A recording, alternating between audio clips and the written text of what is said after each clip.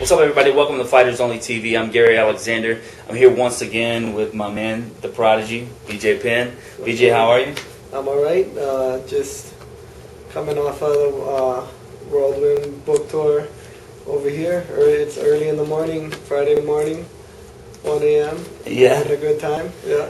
Let's talk a little bit about the book, Why I Fight, BJ Penn. Tell me a little bit about the book. It's kind of stirring up some controversy right now. Tell me a little bit about the book and why you think it's controversial.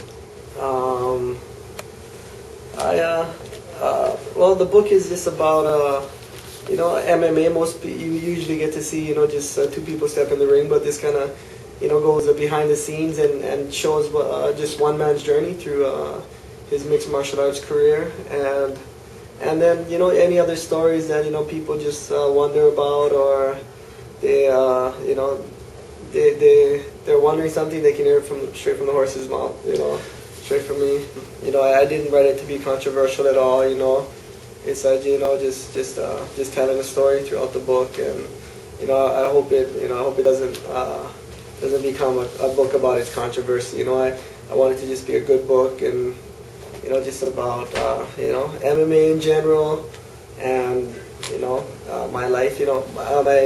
My family was like, come on, you got to write the book. Or my family and counsel, guys like Gary Lovin and stuff, everybody was like, Rafi Nahabedian, and everybody's like, come on, you got to write a book with Dave Weintraub, you got to write a book with Dave Weintraub. I was like, we're busy with the fights and all that stuff, don't even have time. And then over a period of about a year and 6 months, I guess me and Weintraub conversing, and then Weintraub, was a co-author and kind of put it down on paper. And at the end of the day, I like it. It's a good book, and I think it really does show my life from the beginning to the end. So I think it's all right.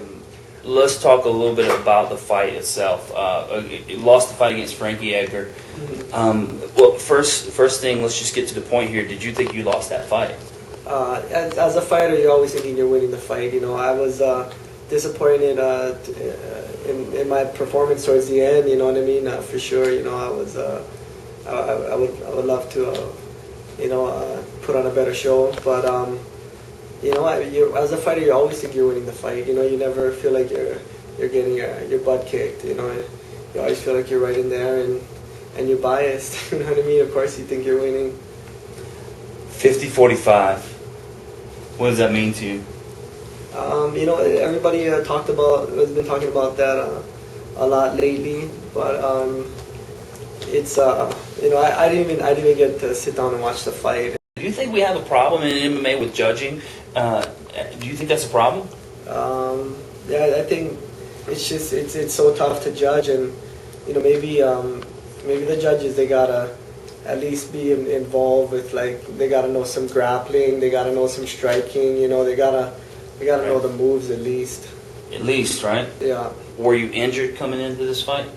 No, I wasn't injured. Nobody goes into a fight 100%. Would you say that you were close to 100% for that fight?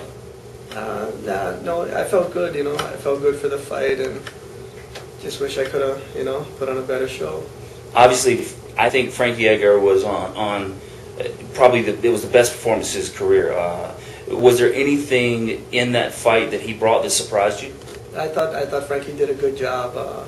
He kind of what I expected, move and try to kick and punch, and he was doing it well. He was mixing up with his takedowns well, and he had a good game plan, and he fought well. Why didn't you work off your back? And you didn't work any jiu-jitsu, you popped right back up. Yeah, I got stuck trying to punch him. Was it one of these things where you just, the game plan was to go out and stand with him?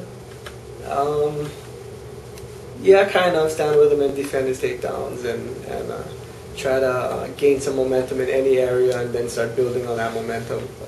Your bread and butter has always been jiu-jitsu. Obviously, your boxing is something that, probably the best hands in the UFC as far as boxing goes.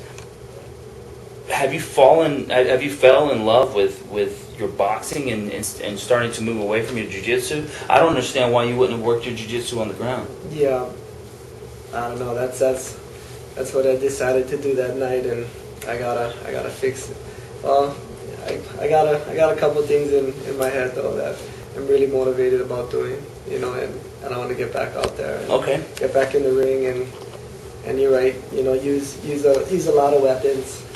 Because you have a lot more than what I mean, and no offense, but I mean just you're a friend of mine. I'll be honest with you. You have a lot more weapons than you were able than you shown in that fight. Yeah, Frankie had like I said, I think it was a performance of his career. You can't take anything away from the guy. He beat you fair and square. Yeah.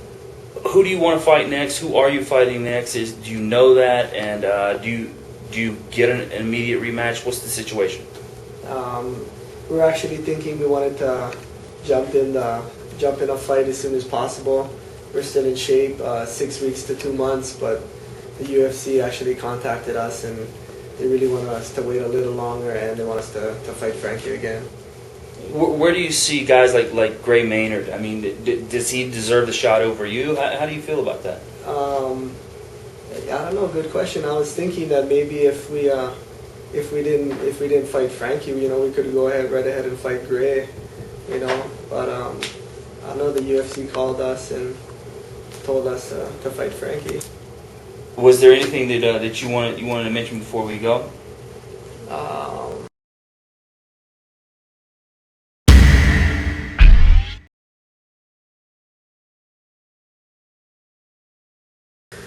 No, that's just, you know. Might